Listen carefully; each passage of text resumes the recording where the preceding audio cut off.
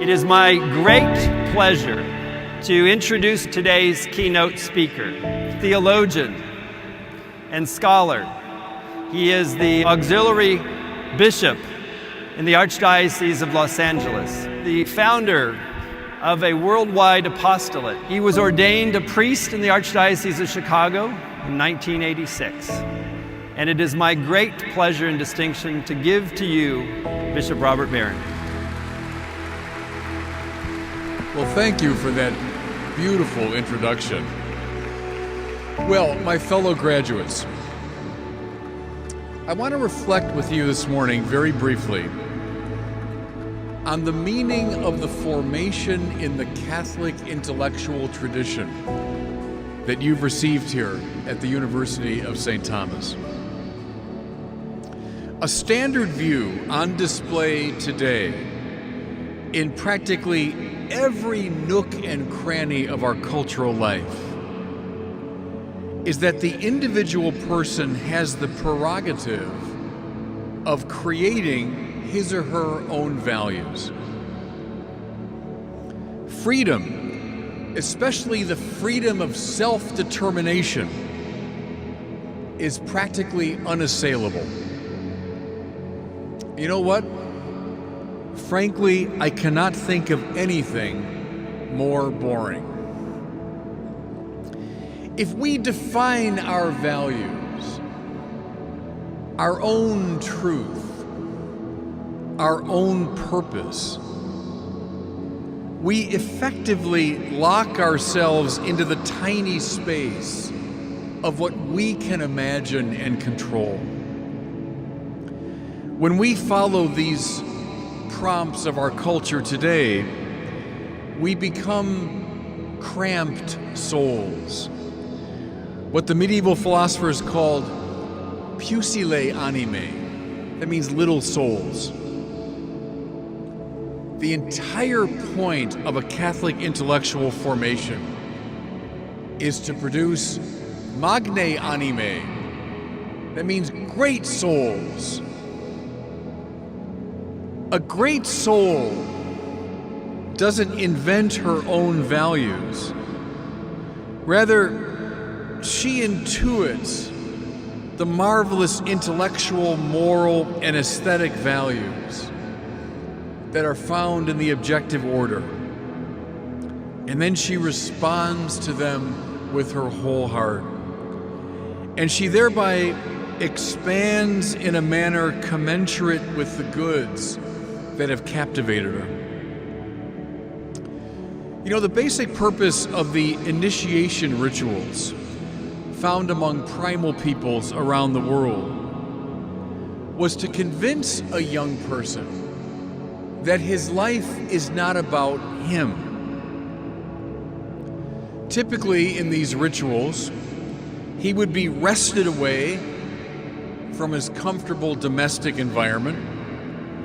He'd be scarified in some way, instructed in the lore of his tribe, and then, equipped with only a few provisions, he would be cast out into the jungle or the forest or the tundra and told to make it on his own. This was not arbitrary cruelty. It was an invitation to move out of his own tiny space and to discover the objective values in his people's history, in nature, and finally in the spiritual order. Your time here at the University of St. Thomas has been a kind of ritual of initiation.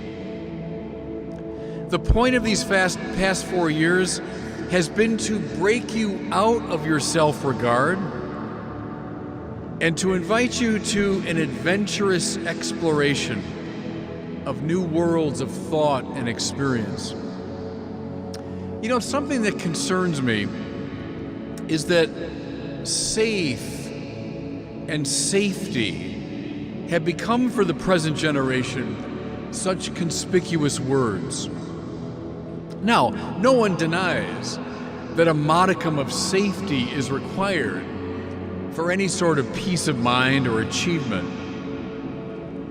Nevertheless, one would be hard-pressed to say that a religion that places at the very center of our attention a man nailed to a cross is concerned primarily with safety.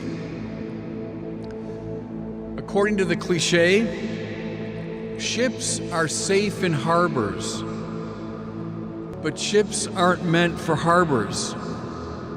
They're meant for the open sea. In a similar way, you are indeed safe within the confines of your own desires and expectations, but you're not meant to live in that small world, but rather in the infinitely wider and more fascinating world of objective value. You know, two areas I think that your generation is especially attuned to objective value would be the natural sciences and social justice. In the course of my evangelical work, I find that among many young people especially, there's a great reverence for the sciences and the technology they've produced. Even as they demonstrate sometimes a certain impatience with other disciplines, they tend to accept physics, chemistry, medicine, engineering as authoritative. But here's the point. In doing so, they are acknowledging an extraordinarily significant realm of value, namely objective intelligibility. No scientist, physicist, chemist, astronomer, psychologist, etc., could ever get her work off the ground unless she believed that the world she investigated were marked by form, pattern, and understandability. The responsible researcher is not inventing intelligibility, she's finding it, following it, rejoicing in it. And I would say that you and many of your peers are passionate about issues of social justice. You're eager to fight corruption, discrimination, race prejudice, inequality. You advocate for inclusivity, the acceptance of diversity, care for those on the margins of society. Good. In doing so, you are acknowledging the existence of certain moral values that you have not invented and that apply in all circumstances. None of you, I wager, would say that racism or sexism or human trafficking are acceptable in some contexts, or that opposing them is simply a matter of personal opinion. No. In point of fact, you feel so strongly about these matters because you know they are moral absolutes that summon your attention. Like the intelligibility of the world discovered by the scientist, so these objective moral truths draw you out of yourself and into spiritual adventure. Now, just one more step. If the patterned structure of nature and moral values are not projections of our subjectivity or the mere products of a social consensus, but rather objective features of reality, we readily ask, okay, where did they come from? The answer of the great Catholic intellectual tradition is that they came from the Creator God, who is intelligibility itself, who is moral goodness itself. They come from the God who is supremely wise, supremely good, supremely beautiful, and who, therefore, ought to engage our attention most completely. The great command found in the 6th chapter of the book of Deuteronomy, and reiterated centuries later by Jesus himself, gives expression to this conviction. You shall love the Lord your God with all your heart, with all your mind, with all your strength. Now we can see the point of a Catholic education. To beguile you with the objective values, epistemic, aesthetic, and moral, that exist in the world and that direct you finally to the divine source of those values. Once you understand this, you're ready for spiritual adventure. You're ready to move the ship out of safe harbor. You're ready to become a great soul. Well, friends, how can I address this assembly and not make reference to your great patron, St. Thomas Aquinas? In the second part of his magnificent summary of Christian doctrine, Thomas discusses the virtue of magnanimitas in his Latin, magnanimity, the quality of having a great soul. Here's what he says. Magnanimity, by its very name, denotes the stretching forth of the soul to great things. That pithy definition expresses everything I've been trying to say in this address. What are these great things that Thomas references but those objective values that summon the soul? And so the key to a spiritually successful life is to go for them, to stretch out toward them,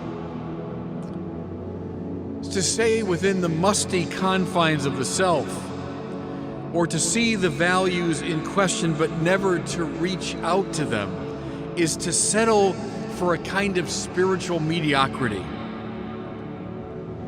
Here's St. Thomas again. Just as the magnanimous person tends to great things out of greatness of soul, so the pusillanimous person, the small-souled person, shrinks from great things out of littleness of soul. And so, young friends, my fellow graduates, identify some value that you've learned here at UST, some goodness or truth or beauty that has sung to your soul, and then give yourself to it with a kind of reckless abandon. Stretch out toward it, and it will give you satisfaction and finally lead you to God. You know this, that the literature of the world is filled with stories of people who have spent their lives satisfying their egos, building up wealth, pleasure, power, and honor, but neglecting the development of their souls. Perhaps you've met some of these people, glittering on the outside, but atrophied on the inside. And perhaps you've encountered the opposite case. Those who have very little in the eyes of the world, but who are vibrantly alive, spiritually on fire, for they've cultivated their souls. There's a story told of Thomas Aquinas that I particularly savor. Toward the end of his life, Thomas was laboring over the section of his great Summa Theologiae dealing with the Eucharist. Though it's commonly taken now to be a masterpiece, Thomas himself was uneasy with his treatise, convinced it did not do justice to the mystery he was trying to describe. And so he placed the text at the foot of the crucifix and asked for God's help. Well, according to the story, a voice came from the figure of the crucified Lord. "Thomas, you've written well of me. What would you have as a reward?" The great man could have asked for anything, for fame, for wealth, for powerful office. But instead he said, "Non nisi te, Domine." I'll have nothing except you, Lord. Fellow graduates, the patron of this university spent his life seeking and discerning objective values. And he knew that all these goods find their source in the supreme value of God. His soul stretched out to great things and finally to the creator of these great things. In a word, the purpose of this university is to make you like Thomas Aquinas. So, put the ship out to the perils and possibilities of the open sea. Stretch out to great things. Be great souls. And God bless you all.